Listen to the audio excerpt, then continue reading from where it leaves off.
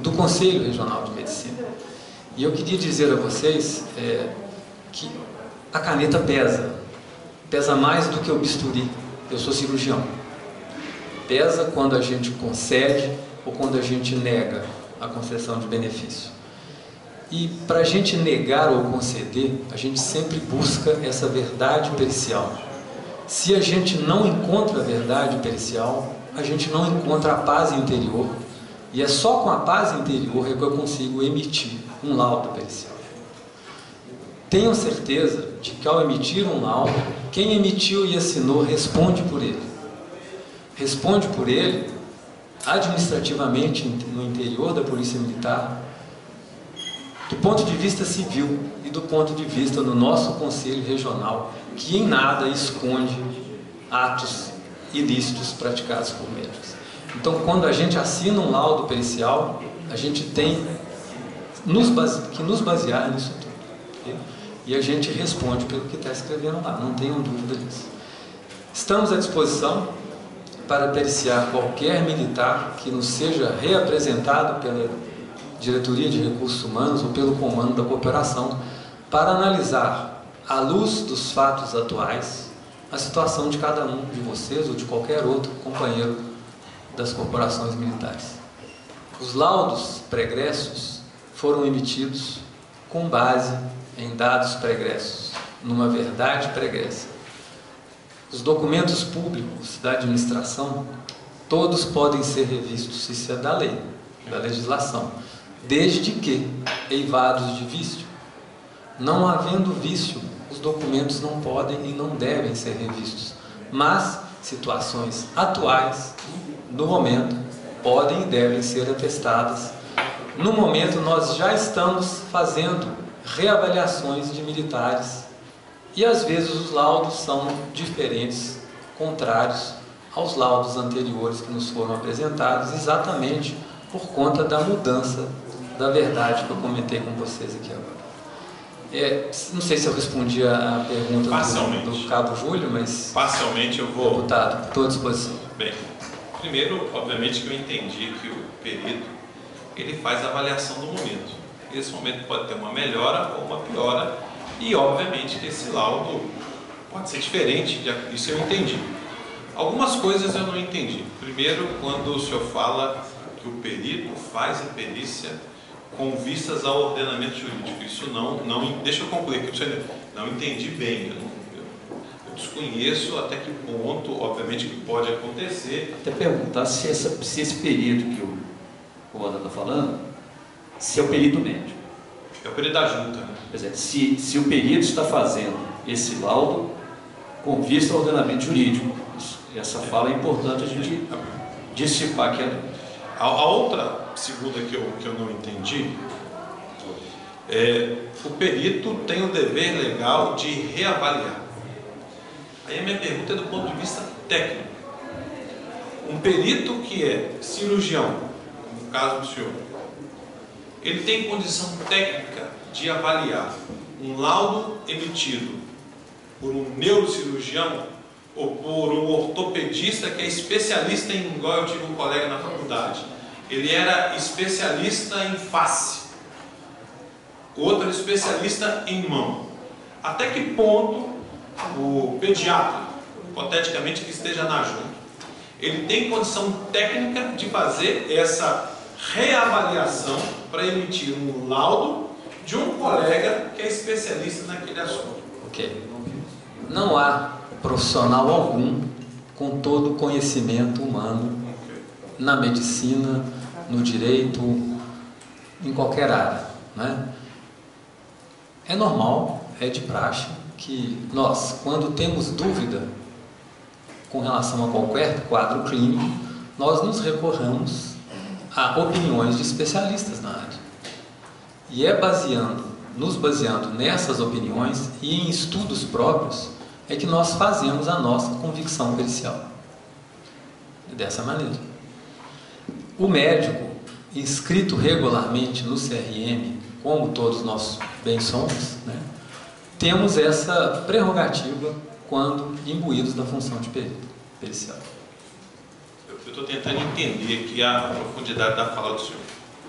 Minha pergunta objetiva é essa. Acontece, e falo isso sem modo muita tranquilidade, minha posição aqui não é confrontá-lo, não é nada disso. Pelo contrário, é buscar soluções. Não, as pessoas que conhecem minha postura, não é essa a ideia, de forma nenhuma. Mas pelo que eu entendi que na junta existe a avaliação de um médico que é de uma outra área, embora seja médico, e o senhor mesmo disse que ninguém sabe tudo em tudo, né? De que o médico que é especialista numa área participe da avaliação de uma enfermidade em outra área totalmente distinta da sua especialidade. Isso acontece? Com certeza, com certeza. Acontece? Totalmente viável e pertinente.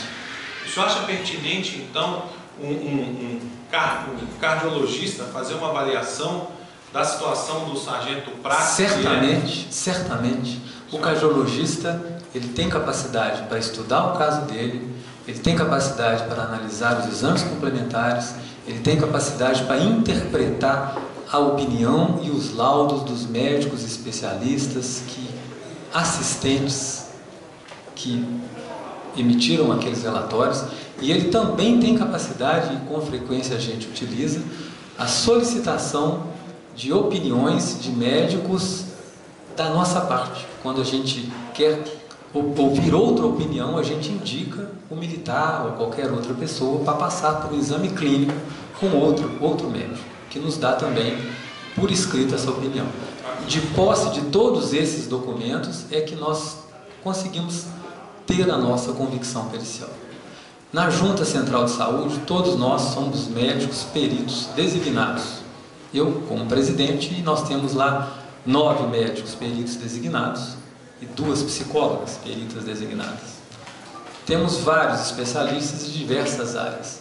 Agora, 9 médicos designados nunca vão abarcar todas as áreas do conhecimento da medicina. E não só da medicina, como também da odontologia e de outras áreas que a gente pericia. Então, é utilizando desses laudos, dessas opiniões de especialistas, quando nós achamos necessário, é que a gente emite o parecer.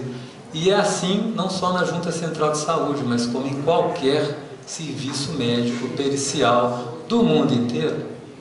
Deputado Sargento Rodrigues. O tenente-coronel Cleide Giovanni Gamarra, qual que é a formação do senhor na área de medicina? Sou médico regularmente inscrito no Conselho Regional de Medicina, oficialmente designado pelo comandante-geral como presidente da Junta Central de Saúde. A gente tem que separar a questão da função administrativa com a nossa formação profissional. A minha formação profissional, eu atuei 20 anos no Hospital Militar. O senhor não me respondeu. O senhor me conhece de algumas demais. O senhor é clínico geral? Eu sou médico cirurgião geral. O senhor é médico cirurgião geral. Regularmente inscrito e registrado no Conselho Regional de Medicina como cirurgião geral e como médico nutrólogo. Eu tenho 2 registros. Ok. Um registro essa pergunta é só para a gente ter aqui uma... Então, completando o que o senhor quis saber, nós temos na Junta médicos clínicos gerais, médico do trabalho, psiquiatras, endocrinologistas. Então, são vários especialistas que nós temos na Junta. A verdade, nunca serão abarcar todas as áreas da medicina. Pois é, com essa última fala, o senhor levantou uma preocupação. Eu disse aqui ao deputado Cabril. O senhor disse que tem 9 médicos na Junta que emite esses laudos de forma conjunta, um auxiliando o outro para avaliar. As perícias são realizadas em dupla, na grande maioria, ou em tripla, quando para emissão de laudos para subsidiar a reforma. A reforma não é feita pela Junta, isso é bom, é bem que se diga. O laudo médico, ele subsidia o ato de reforma, que ele é efetivado pela Diretoria de Recursos Humanos.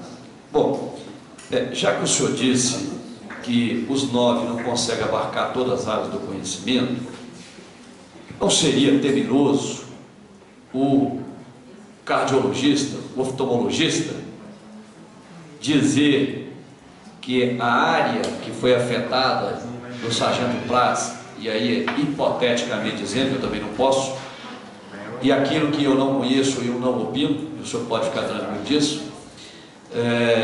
se a área dele fosse uma especialidade de ortopedista, será que o oftalmologista, o ginecologista, o psiquiatra, ele poderia, tecnicamente, e nós não vamos adentrar porque legalmente nós temos outro questionamento, tecnicamente, o conhecimento técnico da medicina, dizer se aquele moço está simulando a doença, que ele não pode andar tranquilamente porque ele está na cadeira de roda ou não, o senhor não acha que isso, né, eu queria saber a opinião do senhor, então eu perguntei o que o senhor acha, mas na verdade eu quero ouvir qual que é a compreensão técnica do senhor como médico.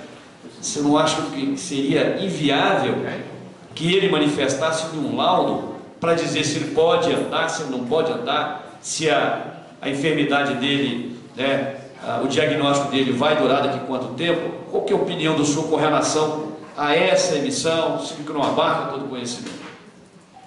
Eu vou repetir para o senhor.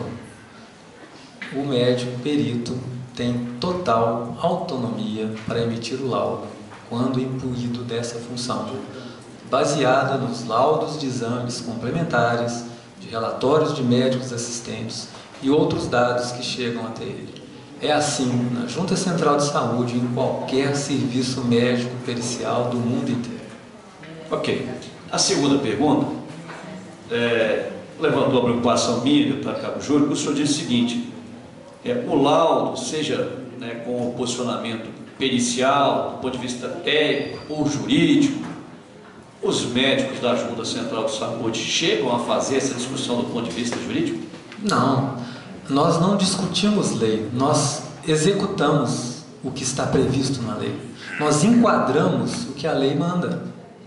Eu tenho que enquadrar o quadro clínico que o militar está apresentando de acordo com o que a lei está apresentando. Quando eu faço um laudo para subsidiar a reforma, eu ponho lá qual é o enquadramento legal. Quando eu aguardo, veja bem, quando eu aguardo, no caso, não sei se o senhor sabe o que é reforma declarada, quando eu aguardo 2 anos de tratamento para só depois de 2 anos emitir um laudo de reforma, é porque assim a lei manda, que eu aguarde 2 anos para que eu emita um laudo para subsidiar a reforma com enquadramento em reforma declarada. Quando há amparo em AO, a lei me manda aguardar 3 anos no mínimo. Então, eu tenho que observar o ordenamento jurídico na função policial. Eu não invento lei e nem quero modificar a lei, eu aplico a lei. Mas a preocupação que nós estamos ainda com ela, e aí o senhor aumentou a preocupação, e eu vou... Vamos tirar a dúvida. Pois já que nós estamos aqui num ambiente muito salutar, né, e de forma propositiva, porque da mesma forma que eu não ousaria a opinar se o sargento Prats ou o cabo Giovanni, se eles têm ou não condição de andar, se aquela lesão pode ser recuperada, porque primeiro que eu não entendo da área de medicina, e segundo porque eu não conheço os laudos, né, o acompanhamento, o diagnóstico. Mas também o senhor me disse o seguinte: o senhor cumpre a lei, e obviamente a lei que o senhor está citando eu conheço por demais, até porque eu fui obrigado a fazer esse exercício, né, de leitura constante, já há 14 anos, 2 meses de mandato. Sendo deputado classista, não poderia desconhecer o que a Lei 5.301 de 69 trouxe, com todas as suas alterações aqui que nós fizemos, que é a lei que o senhor está citando com relação aos 2 ou 3 anos, de forma ininterrupta ou não. Mas a preocupação que é minha e é do deputado, e talvez seja de outras pessoas que aqui se encontram observando a fala do senhor, é o seguinte: com relação à incapacidade definitiva e à invalidez. Sim. Há um conceito na resolução 4073 que inovou na lei. Inovou. Até porque resolução não é lei. Abaixo da lei. Está abaixo da lei. Não só abaixo da lei, mas para fiel cumprimento de lei. Então, a pergunta que eu faço ao senhor é o seguinte: quando o senhor emite essa opinião, esse parecer, esse laudo, ou decide sobre ele, o senhor está avaliando aí se esse policial, Cabo Giovanni, esse sargento Prats, ele está enquadrado na condição de invalidez ou incapacidade? O senhor consegue observar isso? À luz da lei? O conceito de invalidez e de incapacidade aplicado na Polícia Militar não é da Polícia Militar. É um conceito aplicado pelo Ministério da Previdência Social. É o mesmo conceito. Então, nós não estamos inventando o conceito de incapacidade ou de invalidez. O conceito trazido na luz aqui da Resolução 4073, né, de invalidez, é o mesmo conceito do Ministério da Previdência Social. Não há diferença. Bom, o senhor não respondeu. O senhor disse que o conceito, a pergunta que eu fiz de forma objetiva, é se o senhor, com base nisso, o senhor emite os laudos e a junta emite os laudos. Com base no conceito de invalidez de conhecimento geral, inclusive com base nesse conceito que é de emissão até do Ministério. Ok. É o mesmo conceito. Ok. Eu acho que cheguei. Nós consideramos, eu posso dizer ao senhor, o deputado Cabo Júnior chegou a comentar, o que ele disse